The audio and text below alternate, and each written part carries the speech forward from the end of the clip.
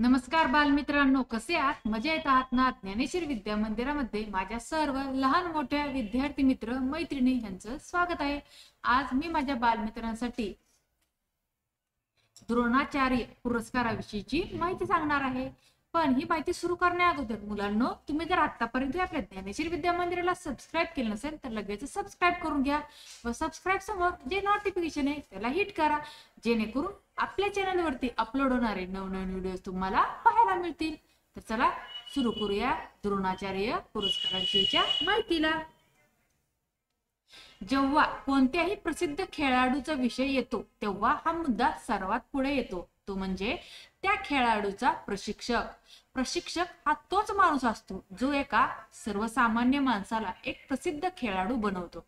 भारतामध्ये प्रशिक्षकाच्या योगदानाला द्रोणाचार्य पुरस्काराने सन्मानित केले जाते आणि त्यामुळेच आपल्या भारत देशाला अनेक खेळांमध्ये पदके मिळत आहेत।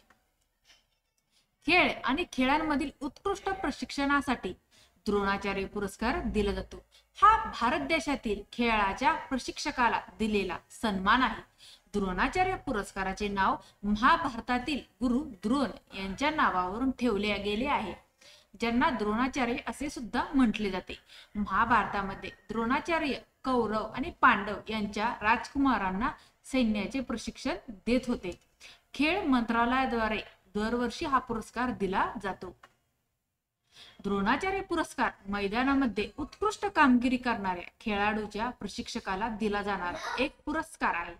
हा पुरस्कार दरवर्षी खेळ मंत्रालयाद्वारे दिला जातो, ज्यामध्ये दरवर्षी फक्त 5 प्रशिक्षकांची निवड केली जाते आणि या प्रशिक्षकांची निवड एका मंत्रालयाच्या समितीद्वारे केली जाते।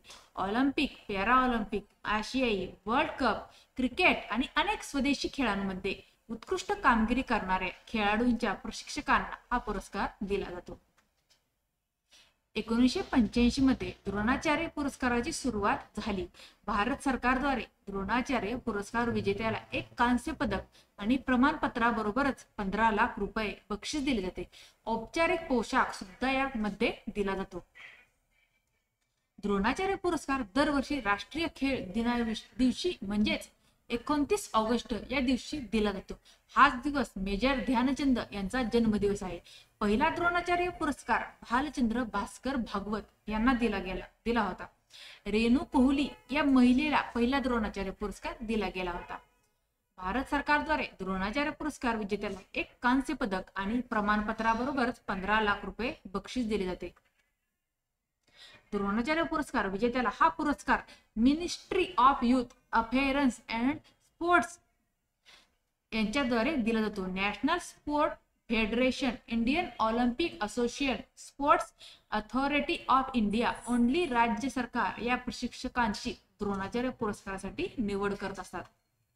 तर अशा प्रकारे आज आपण द्रोणाचार्य पुरस्काराविषयीची माहिती पाहिली। जर तुम्हाला आजची ही माहिती आवडली असेल तर माहितीला जास्तीत जास्त शेअर करा। चॅनलवर नवीन असल्याने चॅनलला सबस्क्राइब करा। धन्यवाद।